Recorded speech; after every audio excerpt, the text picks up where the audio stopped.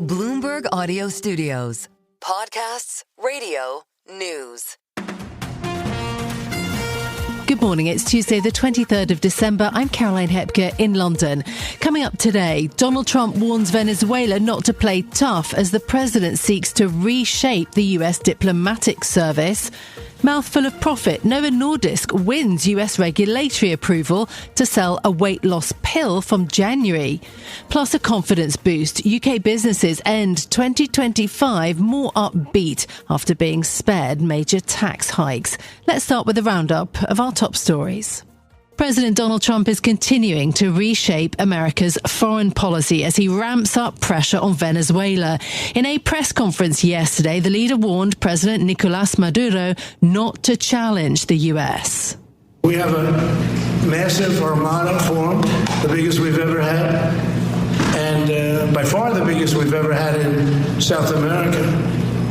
He can do whatever he wants. It's all right. Whatever he wants to do. If he wants to do something, if he plays tough, it'll be the last time he's ever able to play tough.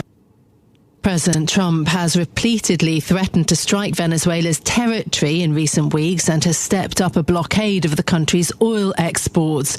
Sources tell Bloomberg the president has also asked dozens of US ambassadors to step down in recent days. What's more, the president announced the US Navy would build a new class of battleship named after him. The precedent-breaking moves come as a report from the Union for America's Diplomats warns US diplomacy is being, quote, decimated from within. In corporate news, Larry Ellison has pledged $40 billion of his personal wealth to boost Paramount's bid for Warner Brothers Discovery. The billionaire who built his fortune with Oracle is aiming to give his son, Paramount CEO David Ellison, the advantage in a fiercely contested takeover battle with Netflix.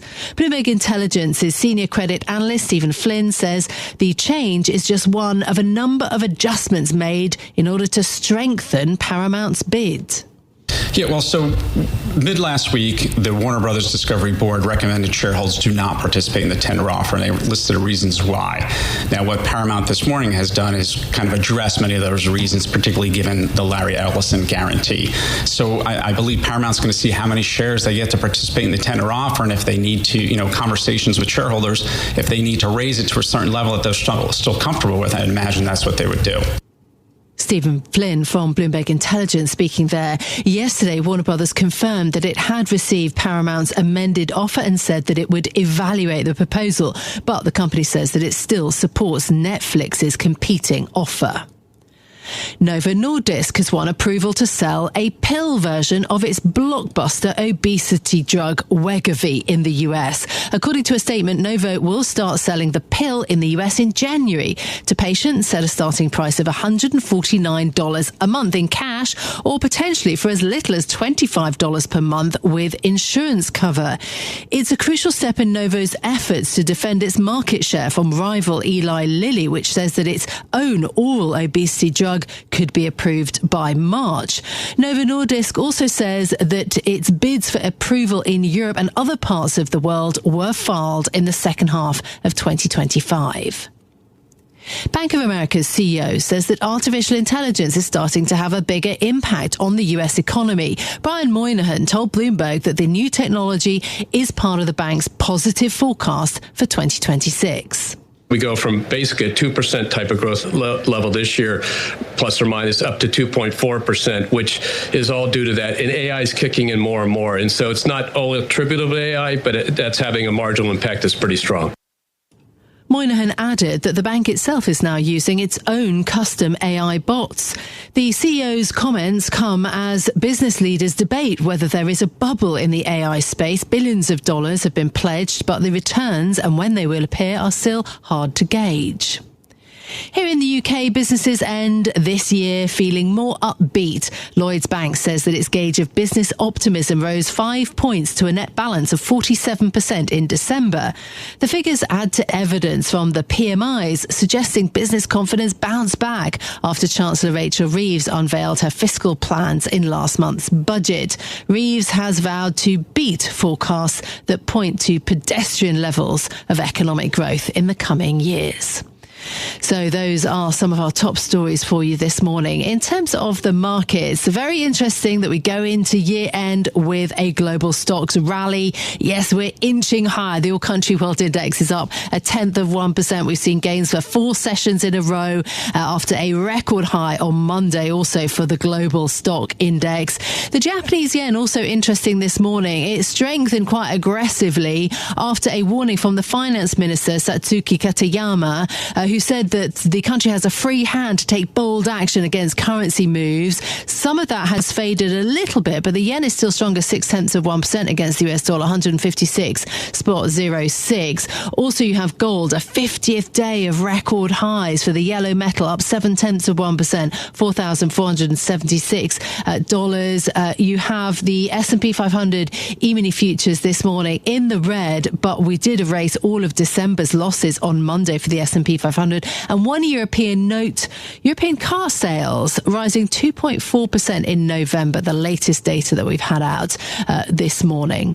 So those are the markets. In a moment, we're going to bring you the latest on Venezuela as President Maduro sounds more conciliatory, it would seem. And we'll also bring you the latest on the markets and this year-end rally.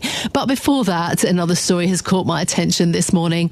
Apparently, dessert wines are making a comeback. Not only are they more affordable than a red wine from a similar year, but apparently they pair beautifully with desserts, of course, as the name would imply. But it also has to do with the business of running a restaurant. A lot of restaurants are doing away with pastry chefs, and so they're filling their menus with things like sweeter drinks, with cheese courses that are simpler to prepare, maybe also boost their bottom line a little bit. It's a push to change people's skepticism also about dessert wines, because apparently people are very skeptical about them. They're seen as basically too sweet or unsophisticated. But I learned from Bloomberg's Elena Ditzik and her story on this that actually still a lot of adults don't consume alcohol at all. 54%. I didn't realize it was that high, according to the latest Gallup poll. But she points to Portuguese Madeira, to French Sauternes, and to Hungarian dessert wines, all making renewed appearances apparently on menus around the world and in sort of fine dining establishments. Anyway, I'll be on the lookout for that perhaps this festive season. We'll put a link to that article in our show notes. You can read all about it. Now, President Donald Trump has warned President Nicolas Maduro that he may well keep oil seized from a supertanker, but he declined to say if he's seeking to oust the Venezuelan leader. Joining us now for more on this story, Bloomberg's senior editor, Brian Fowler. Brian, good to speak to you today on what is a really multi-pronged and quite complex story in some ways. Firstly, what is just happening with the oil tankers off of Venezuela themselves? Yeah, so this U.S. campaign in the Caribbean has continued to evolve from what started as anti-drug trafficking operations, and now it's become something more amorphous. The U.S. has boarded 2 tankers so far. 2 of them were over the weekend. One was in Panamanian flagged vessel that had loaded Venezuelan oil and I guess had disconnected its transponder. And the U.S. is in pursuit of a 3rd tanker called the Bella 1, which it has determined was not flying a valid national flag. And that chase continues. But loadings are still happening at a roughly normal pace. Since December 11th, more than a dozen tankers have loaded oil off Venezuela's coast, and at least 6 of those ships are supposedly under sanctions. So the work continues, and the U.S. continues to clamp down and send threats saying it'll seize the oil, and also warning, yes, as you mentioned, Maduro should not try to fight back against this. Could it escalate further? Because President Trump has repeated the threat of land strikes. Again, this idea of hitting drug trafficking operations. Yeah, exactly. It could escalate. He said we're going to have the same success on land And it's kind of hard to really imagine this, sending U.S. troops, land troops to Venezuela, but that is what he has said. And we've already had some opposition from around the world, particularly from China. China is the number one importer of Venezuelan oil, and it's criticized what the U.S. is doing as illegal. And we even have people in the U.S. government saying that they're seeing things that seem to be very alarming. Rand Paul said he sees this as basically a prelude to war. Yeah, and so to the question, is Venezuela actually about China? Certainly China is part of it. This is one more way for the U.S. to apply pressure to China, especially on its energy needs. But we haven't had the U.S. saying anything directly about that. Trump has stopped short of saying that he's pursuing a regime change in Venezuela, but members of his cabinet have been a lot more clear on that. Kristi Noem, the Home Security Secretary, said it's time for him to go. He needs to be gone. So it's clear that people around Trump see this as all about changing the regime in Venezuela for now. Meanwhile, the U.S. foreign policy itself is being reshaped. People familiar saying that President Trump has ordered dozens of U.S. ambassadors to step down. So not necessarily firing them, but sort of recalling. This does seem very significant, doesn't it? It does indeed, and it will certainly shake up, the process of building relationships with our allies. I mean, another story, we had Trump talking about Greenland overnight, and he's getting ready to send his new envoy there, Jeff Landry, and Trump describes him as a deal maker type guy.